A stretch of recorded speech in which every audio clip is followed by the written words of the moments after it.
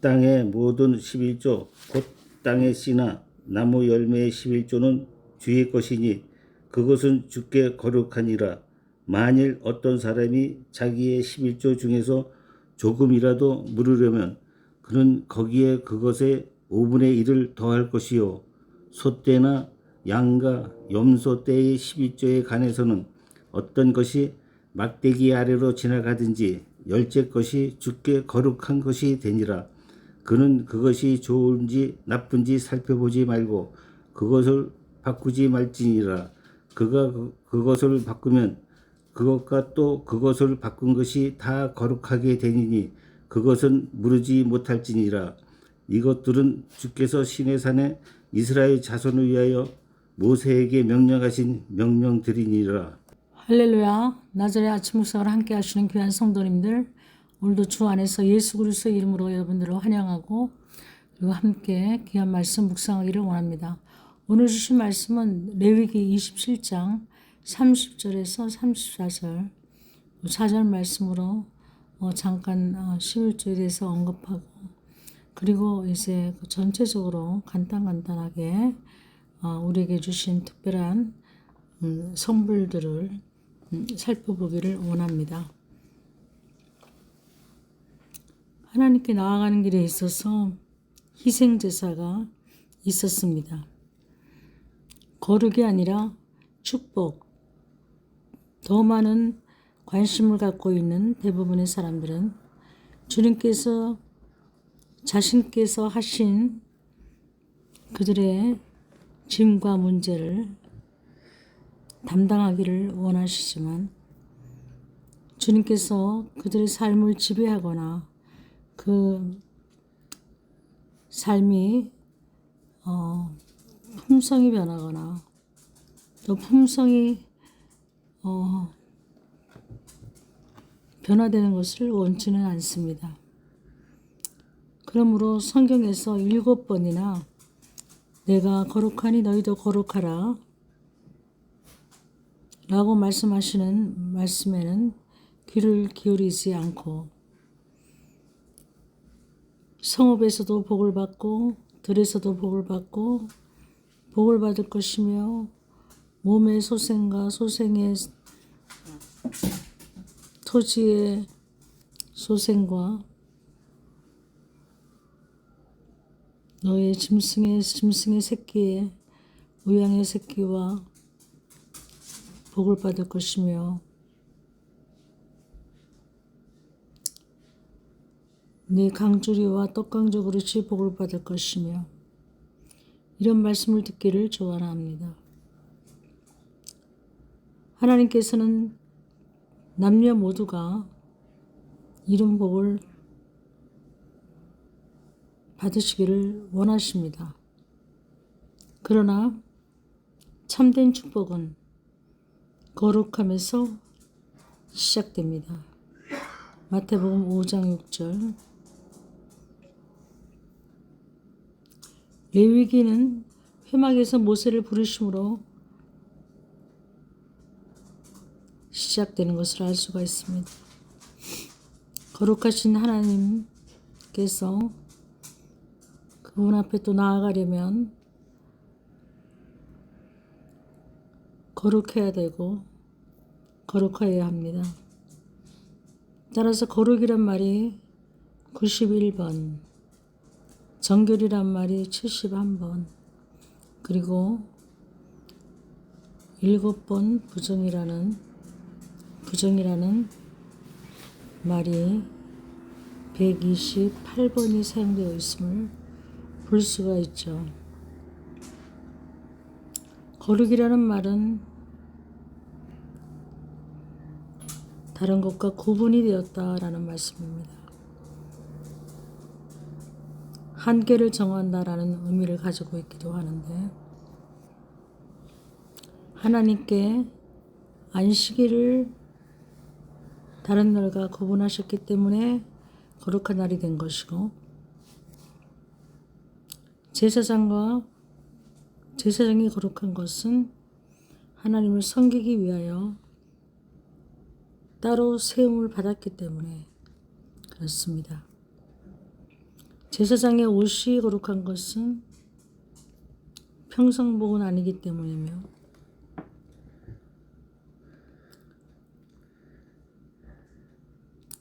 10분의 1도 거룩한 것은 거룩하신 하나님의 것이기 때문입니다. 이스라엘 백성이 거룩한 것은 하나님 자신이 우리를 위해서 거룩하게 되셨기 때문입니다. 그래서 종합해서 한번 살펴보면 첫 번째 희생제사를 통하여 하나님께 나아가고, 두 번째 제사장을 통하여 하나님께 나아가고, 중보기도의 사역을 말씀하고 있죠. 그리고 백성들의 선교를 통해서 하나님께 나아가고, 그리고 제단을 통해서 하나님께 나아가는. 그래서 결국은 제단을 통해서 내가 죽어야만 하나님께 갈 수 있다는 결론을 가질 수가 있는 것입니다. 요한복음 14장 16절에 예수께서 가라사대 내가 곧 길이요 진리요 생명이니 나로 말미암지 않고는 아버지께로 올 자가 없느니라. 오늘 우리가 읽은 본문을 잠시 대할 때 27장 전체를 한번 이렇게 리뷰하고 가려는데요. 출애굽기가 하나님의 영광이 성막에 충만한 것으로 끝났듯이 레위기는 특별한 어떤 영광과 어떤 거룩한 하심과 거룩하심의 어떤 끝을 맺지 않고 개인의 약속에 계시하면서 약속을 말씀하고 있습니다. 이는 하나님께서는 이스라엘 민족과 동행하시기를 원하시지만 그러나 개인과도 하나님께서는 친밀하게 동행하기를 원하신다는 점을 볼 수가 있습니다. 그래서 개인과 친밀한 교제를 가질 때 어떻게 가지시느냐. 이제 우리가 보면 27장 1절에서 8절 사람에 관한 서원을 하실 때 이 개인적인 하나님의 특별한 약속을 지키신다. 또 13장 9절에서 13절에 보면 하나님이 받아들일 수 없는 생축은 생다른 생축이나 다른 돈으로도 대신할 수 없으며 받아줄 수 없는 생축은 받아줄 수 없는 생축과 바꾸든지 제사장이 3분의 5분의 2를 더하여 돈으로 대신할 수 있다. 그래서 생축에 관해서 개인적인 생축에 관해서도 하나님께서는 이렇게 자세하게 손해보지 않도록 당부한 것을 볼 수가 있습니다. 제산에 관한 서원도 있죠. 27장 14절에서 25절까지 제산을 하나님께 드릴 수는 있으나 드릴 수 있는 대신에 제산 대신에 돈을 드릴 경우에는 제사장이 드릴 경우에 특별히 제사장이 정한 가격을 5분의 1을 더하여 드려야 되고, 그리고 밭을 돈으로 무르지 않고 먼 타인에게 팔았을 때 그 타인에게 팔았을 경우에 회심이 희년이 되면 그 땅에 제사장에 계속 그 연계되는 영원한 부별을 더할 수 있게 되는 것입니다. 그리고 생축의 첫 새끼 같은 경우도 이게 다 제산에 관한 것인데 세 가지 물을 것들이 있는데 무르지 못할 새끼 중 하나님이 금지하신 것과 11조로 금지하신 것 등이 11조로 드리는 것들입니다. 그리고 하나님께 바칠 물건, 그리고 성의 전리품처럼 하나님께 바쳐질 물건을 무르지 못하게 하시는 것입니다. 특별히 마지막에 생산물의 10분의 1 그리고 10분의 1 정도의 11조는 이미 하나님께서 구별하셨기 때문에 다른 용도로는 어떤 용도로도 우리가 구별할 수 없다는 것입니다. 이렇게 해서 지키지 못할 약속은 아예 처음부터 지키지 못해야 한다는 그 하나님의 거룩한 구별의식 속에서 하나님께서 억울한 사람들을 위하신,